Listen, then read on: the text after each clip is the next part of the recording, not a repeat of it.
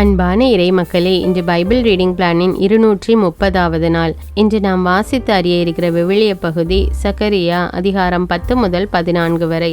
இதோடு ZECHARIAH புஸ்தகம் முடிவடைகிறது. ZECHARIAH அதிகாரம் 10. விடுதலைக்கான ஆண்டவரின் வாக்குறுதி. இளவேனில் காலத்தில் மழைக்காக ஆண்டவரிடம் மன்றாடுங்கள். ஆண்டவரே மின்னல்களை உண்டாக்குபவர், மனிதருக்கு அவரே மழையை தருபவர், வயல்வெளிகளில் பயிரினங்களை முளைப்பிப்பவரும் அவரே. குலதெய்வங்கள் வீணானதையே கூறுகின்றன, குறி சொல்வோர் பொய்க்காட்சி காண்கின்றனர். அவர்கள் போலி கனவுகளை எடுத்துரைக்கின்றனர், வெறுமையான ஆறுதல் மொழிகளை சொல்கின்றனர். ஆதலால் மக்கள் ஆடுகளைப் போல் சிதறுண்டு அலைந்தனர், ஆயர் இல்லாததால் துன்புறுகின்றனர். ஆயர்களுக்கு எதிராக என் கோபம் பற்றி எரிகின்றது. தலைவர்களை நான் தண்டிக்கப் போகின்றேன். ஏனெனில் படைகளின் ஆண்டவர் தம் மந்தையாகிய யூதா குடும்பத்தாரை கண்காணிக்கிறார். அவர்களை வலிமை மிகு போர் குதிரைகளைப் போல் ஆக்குவார். அவர்களிடமிருந்தே மூளைக்கல் தோன்றும், கூடார முளையும் போர்வில்லும். ஆட்சியாளர் அனைவரும் ஒருங்கே அவர்களிடமிருந்துதான் தோன்றுவர். அவர்கள் ஆற்றல் மிக்க போர் வீரர்களைப் போல் பகைவரை சேற்றில் தள்ளி மிதிப்பார்கள். யூதா குடும்பத்தை ஆற்றல் மிக்கதாய் ஆக்குவேன்.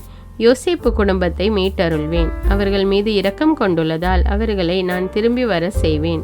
அவர்கள் என்னால் தள்ளிவிடப்படாதவர்களைப் போல் இருப்பார்கள், ஏனெனில் நானே அவர்களுடைய கடவுளாகிய ஆண்டவர். நான் அவர்களின் மன்றாட்டுக்கு மறுமொழி அளிப்பேன்.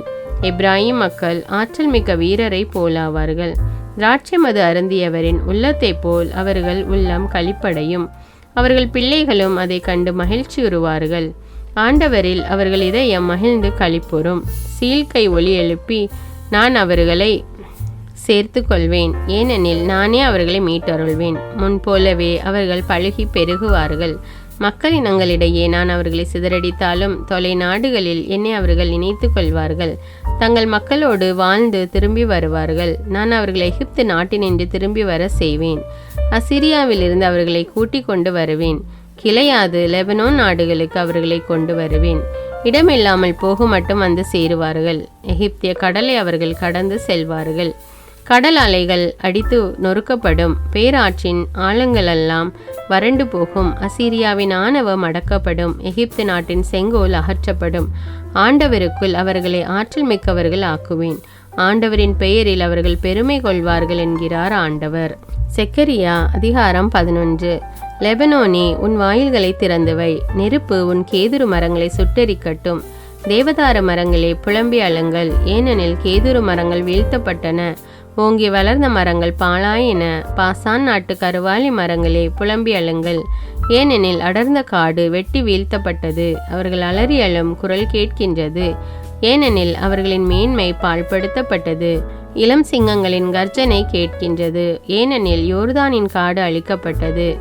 ஆயர் இருவர். என் கடவுளாகிய ஆண்டவர் கூறியது இதுவே: வெட்டுவதற்கு குறிக்கப்பட்ட ஆடுகளை மேய்ப்பாயாக. விலைக்கு வாங்குவோர் அவற்றை கொன்றுவிடுவர். ஆயினும் குற்றப்பழி அவர்கள் மீது சுமத்தப்படாது. அவற்றை விற்பவர்களோ ஆண்டவர் போற்றி போற்றி, எங்களுக்கு செல்வம் சேர்ந்தது என்று சொல்கிறார்கள். ஆனால் ஆயர்கள் அவற்றின் மீது இரக்கம் காட்டவில்லை. இனிமேல் நான் உலகில் வாழ்வோருக்கு இரக்கம் காட்ட மாட்டேன் என்கிறார் ஆண்டவர். இதோ, மனிதர் ஒவ்வொருவரையும் அவரவர் அடுத்திருப்பார் கையிலும் அரசர்களின் கையிலும் சிக்கும்படி ஒப்புவிக்கப் போகிறேன். அவர்கள் நாட்டை அழித்தொழிப்பார்கள். அவர்கள் கையில் இருந்து நான் யாரையும் தப்புவிக்க மாட்டேன். அவ்வாறே நான் வெட்டுவதற்கு குறிக்கப்பட்ட ஆடுகளை வணிகருக்காக மேய்க்கின்ற ஆயனானேன். நான் இரு கோல்களை கையில் எடுத்து ஒன்றிற்கு இனிமை என்றும் மற்றதற்கு ஒன்றிப்பு என்றும் பெயரிட்டு அம்மந்தையை மேய்த்து வந்தேன். ஒரே மாதத்தில் நான் 3 ஆயர்களை ஒழித்து விட்டேன். நான் அவர்களை பொறுத்த மட்டில் பொறுமை இழந்து விட்டேன். அவர்களும் என்னை வெறுத்தார்கள். அப்போது இனி நான் உங்களை மேய்க்கப் போவதில்லை. சாவது சாகட்டும், அழிவது அழியட்டும், மீதி இருப்பவை ஒன்றை ஒன்று கடித்து தின்னட்டும் என்று நான் சொன்னேன். இனிமை என்ற என் கோலை எடுத்து மக்களினங்கள் அனைத்தோடும் நான் செய்து கொண்ட உடன்படிக்கை முறியும்படி அதை முறித்து போட்டேன். அன்றே அந்த உடன்படிக்கை முறிந்து போயிற்று. அவ்வாறே என்னை கூர்ந்து கவனித்து கொண்டிருந்த ஆட்டு வணிகரும் அது ஆண்டவரின் வாக்கு என்பதை உணர்ந்து கொண்டனர். அப்போது நான் அவர்களை நோக்கி, உங்களுக்கு சரி என்று தோன்றினால் என் கூலியை கொடுங்கள், இல்லையேல் கொடுக்க வேண்டாம், விடுங்கள் என்றேன். அவர்கள் எனக்கு கூலியாக 30 வெள்ளிக்காசுகளை கொடுத்தார்கள். ஆண்டவரினிடம் கருவூலத்தை நோக்கி, அதை தூக்கி எறி, இதுதான் அவர்கள் எனக்கு அளித்த சிறந்த மதிப்பீடு என்றார். அவ்வாறே நான் அந்த 30 வெள்ளி காசுகளையும் கையில் எடுத்து ஆண்டவரின் நிலத்தில் இருந்த கருவூலத்தில் எறிந்து விட்டேன். யூதாவுக்கும் இஸ்ரேலுக்கும் இடையே இருந்த சகோதர ஒருமைப்பாடு முறியும்படி ஒன்றிப்பு என்ற 2ஆம் கோலையும் நான் ஒடித்து போட்டேன். பின்பு ஆண்டவர் என்னை நோக்கி, அறிவற்ற ஆயன் ஒருவனின் கருவிகளை இன்னொரு முறை எடுத்துக்கொள் என்றார். ஏனெனில் இதோ நாட்டில் ஆயன் ஒருவனை எழுப்புவேன்.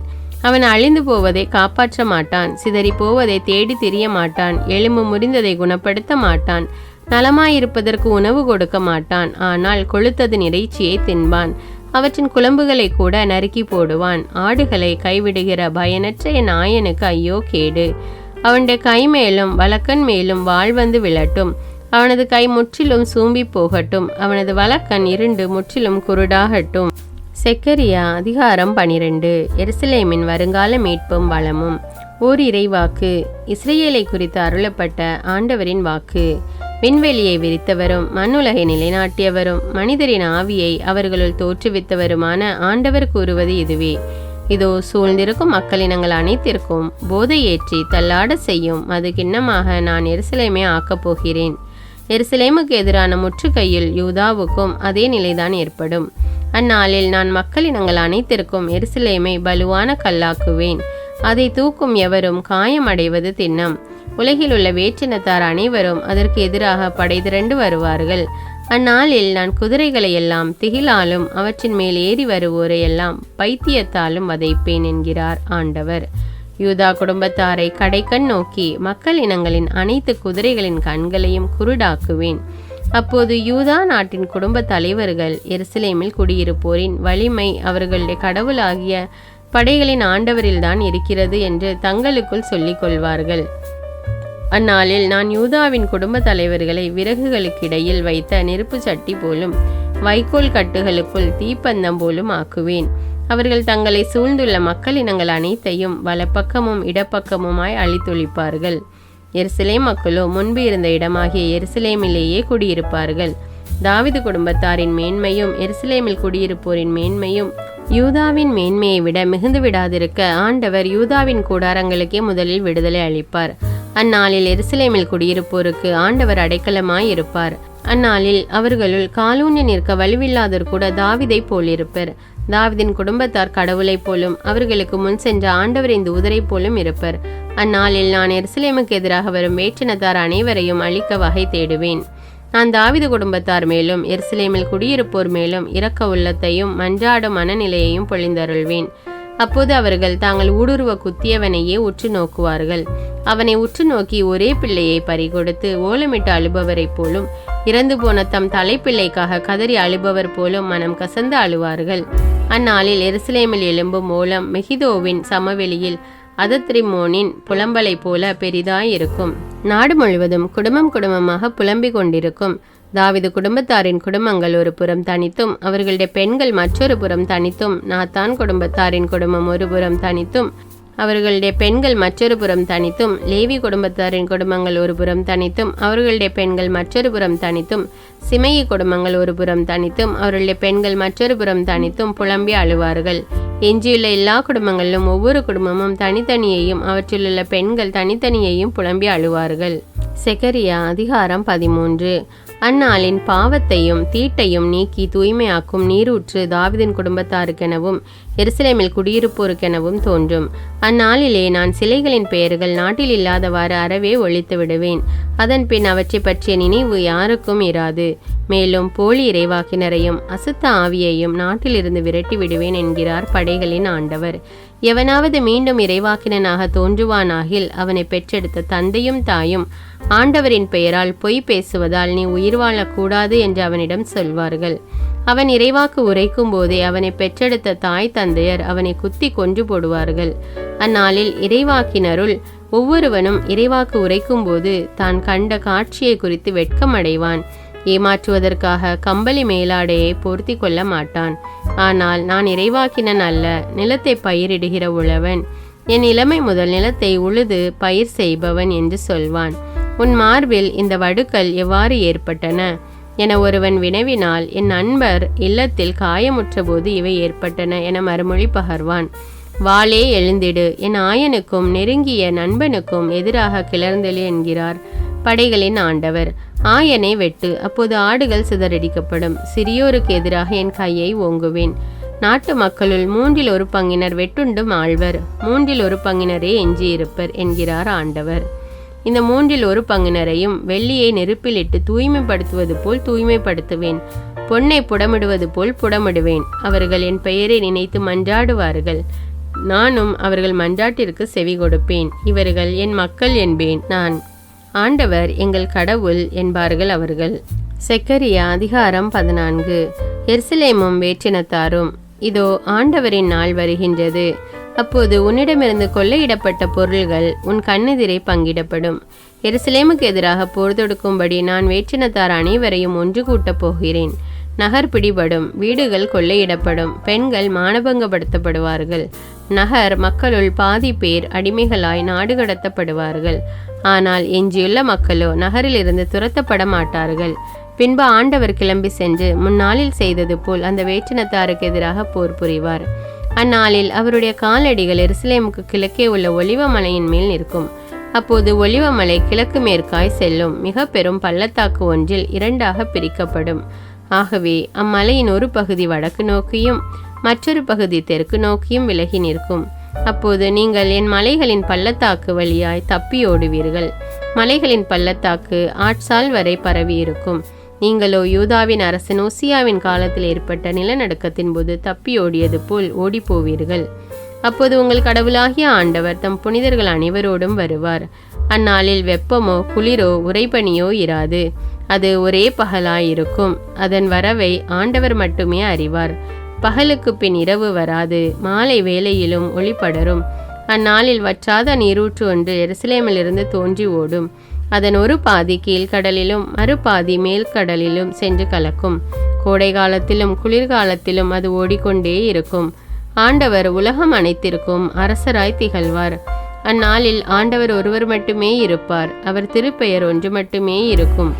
கேபாவில் இருந்து எருசலேமுக்கு தெற்கில் உள்ள ரிமோன் வரை உள்ள நாடு முழுவதும் சமவெளியாக்கப்படும்.